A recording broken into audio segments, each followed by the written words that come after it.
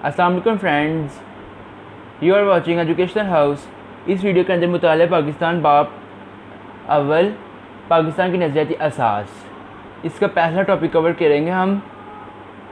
पाकिस्तान की नज़रियाती असास यानी पाकिस्तान की नज़रिए, पाकिस्तान की जो बेसिस है नज़रिए के लिहाज से वो क्या है।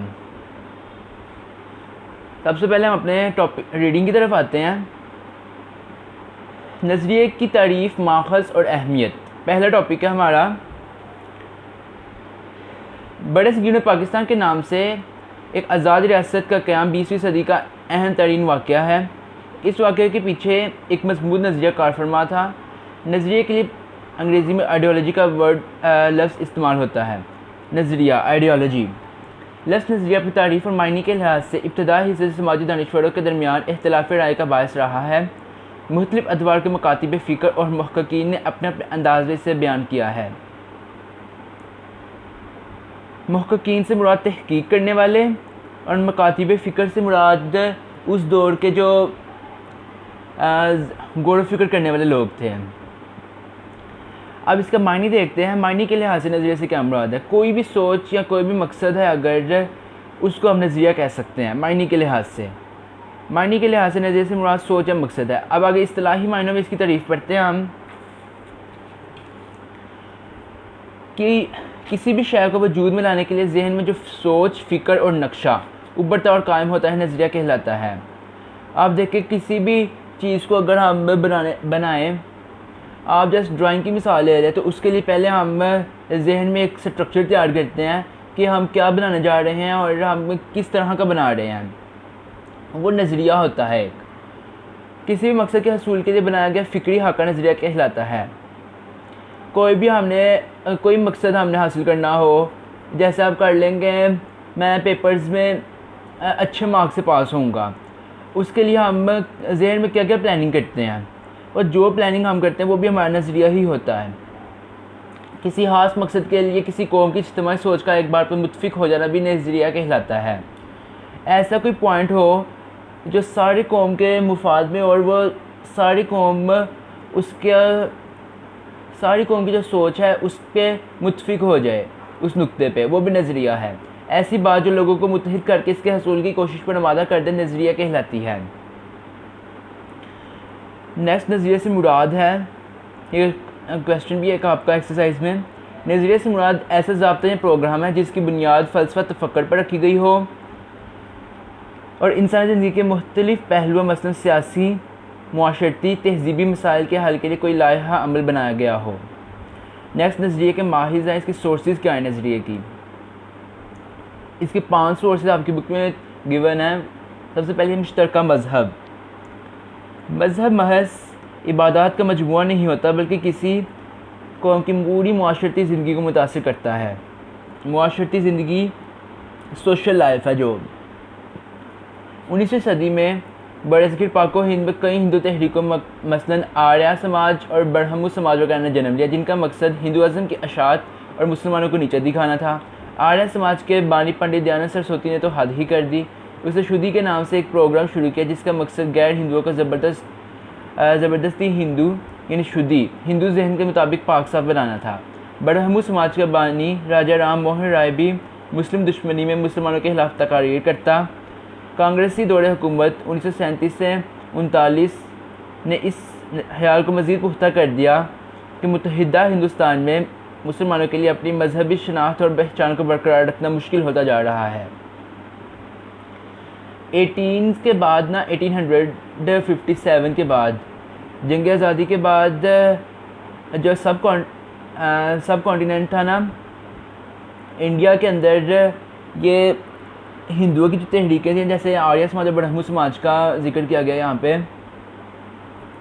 ये शुरू की गई किस लिए, ताकि मुसलमानों को दबाया जा सके। मुसलमानों के अंदर जो आज़ादी का एक जज्बा जन्म ले रहा था उसको दफनाया जा सके। इस सिलसिले में ये आर्य समाज के जो बानी थे, जिन्होंने ये आर्य समाज की बुनियाद रखी, वो थे पंडित दयानंद सरस्वती। उन्होंने शुद्धि के नाम से प्रोग्राम शुरू किया। शुद्धि कहते हैं हिंदू ज़हन के मुताबिक पाक साफ बनाना। अब इसका मकसद क्या था, गैर हिंदुओं यानी जो भी हैं, सिख हैं, ईसाई हैं, मुसलमान हैं, उन सबको हिंदू बना लेना। आगे ब्रह्मो समाज के जो बानिया राजा राम मोहन राय, वो भी मुसलमानों के खिलाफ तकरीर करता। और फिर कांग्रेसी दौरे हुकूमत है जो, उसने भी इस ख्याल को मज़ीद पक्का कर दिया कि मुत्तहिदा हिंदुस्तान में मुसलमानों के अपनी अब मजहबी शनाख्त है, जो उनकी रिलीजनल जो आइडेंटिफिकेशन है वो ओल्ड बरकरार नहीं रख सकते। नेक्स्ट है मुश्तरका सियासी मकासद। मुश्तरका सियासी मकासद की बदौलत दुनिया की कई अक़वाम ने अपनी आज़ादी की जदोजहद की। अंग्रेज़ों की आमद से बरसगीर पाको हिंद में जमहूरियत का तस्वुर उभरा। हुकूमती नुमाइंदे का इत्तेहाद वोट के ज़रिए अमल में आना था। आबादी के लिहाज से मुसलमान बरसगीर पाको हिंद में अक़लियत में थे, लिहाजा हुकूमत में मुसलमानों का हिस्सा थोड़ा था। नए सियासी निज़ाम ने जो शऊर दिया, इसकी वजह से मुसलमानों का तशख़्ख़ुस उभरने लगा। जब अंग्रेज़ आए ना बरसगीर पाको हिंद में, तब से फिर हुकूमती नुमाइंदे थे जो जैसे वज़ीर आज़म, सदर वगैरह, उनका जो इंतखाब था वोट के ज़रिए आना शुरू हुआ अमल में। अब चूँकि मुसलमान अक़लियत थे बरसगीर में, अब उनका हिस्सा भी हुकूमत में कम था। अब इस वजह से मुसलमानों का जो अलहदा तशख़्ख़ुस था, अलहदा जो उनकी तशख़ीस थी, वो उभरने लगा। नेक्स्ट है मुश्तरका तालीमी मकासद। मुश्तरका तालीमी मकासद भी किसी कौम के नज़रिए के माखज़ होते हैं। अंग्रेज़ों ने बरसगीर पर कब्ज़े के बाद ऐसा निज़ाम मुतारिफ़ कराया जिसमें अंग्रेज़ी ज़ुबान को मरकज़ी हैसियत हासिल थी। इस पर मुस्लिम उलमा ने रद्द-ए-अमल का इजहार करते हुए अंग्रेज़ी ज़ुबान सीखने को खिलाफ़ इस्लाम करार दिया। बेशतर मुसलमानों ने नए तालीमी निज़ाम को रद्द कर दिया। ये सब एक नज़रिए की बना पर हुआ, वह नज़रिया इस्लाम था। अब चूँकि अंग्रेज़ यहाँ आए हैं, अंग्रेज़ जब आए हैं बरसगीर में, तो उधर उन्होंने अपनी सकाफ़त, अपना तालीमी निज़ाम वगैरह नाफिज़ करना शुरू कर दिया। इस वजह से मुस्लिम उलमा ने अंग्रेज़ी यानी इंग्लिश को खिलाफ़ इस्लाम करार दिया। अब मुस्लिम उलमा की इस रद्द-ए-अमल की वजह से बहुत से मुसलमानों ने भी नए जो उन्होंने निज़ाम तालीम मुतारिफ़ कराया था, उसको रद्द कर दिया, उसको जुटला दिया। और ये सब जस्ट नज़रिया इस्लाम की वजह से हुआ, क्योंकि मुस्लिम उलमा ने इस बात को मद्देनज़र रखा कि ये अंग्रेज़ी पढ़ा कर ऐसा ना हो कि मुसलमान बच्चों का जहन ही बदल दें, जहन साजी कर दे मुसलमानों के जो स्टूडेंट्स हैं उनकी। मुश्तरका मुआशी मकासद। मुश्तरका मुआशी मकासद भी किसी कौम के नज़रिए के माहज़ होते हैं। 1857 की जंग आज़ादी के बाद अंग्रेज़ों की हमदर्दी हासिल करने के लिए हिंदू अंग्रेज़ों को ये बात समझाने में कामयाब हो गए कि जंग आज़ादी में मुसलमानों का किरदार ज़्यादा है और मुस्तकबिल में भी मुसलमान इस किस्म की दोबारा कोशिश कर सकते हैं। इसके नतीजे में अंग्रेज़ों का रवैया मुसलमानों के साथ सख्त होता चला गया। मुआशी तौर पर मुसलमानों पर जुल्म जारी रहा, मुसलमानों को नज़रअंदाज कर दिया गया। इन तमाम वजूहात की बना पर मुसलमानों के लिए कारोबार और तजारत के मौके ख़त्म हो गए, लेकिन उन्होंने अपने नज़रिए को ना छोड़ा। 1857 में आपको पता है, जैसे कि आप पढ़ते आ रहे छोटी जमातों से, है कि मुसलमान और हिंदू दोनों ने मिलकर अंग्रेज़ों के ख़िलाफ़ ये जंग लड़ी थी। लेकिन उस जंग के बाद हिंदू हैं जो, वो हर चीज़ का जो सारा ब्लेम था वो मुसलमानों पे करके, तो अंग्रेज़ों को भी मुसलमानों के ख़िलाफ़ उन्होंने उकसा लिया। अब अंग्रेज़ और मुसलमान इन दोनों की आपस में बहुत ज़्यादा नफ़रत थी। अब इसका नतीजा क्या निकला, अंग्रेज़ों ने मुसलमानों पर मुआशी तौर पर जुल्म करना शुरू कर दिया, यानी उनको सारे तजारत और कारोबार उनके बंद करा दिए गए।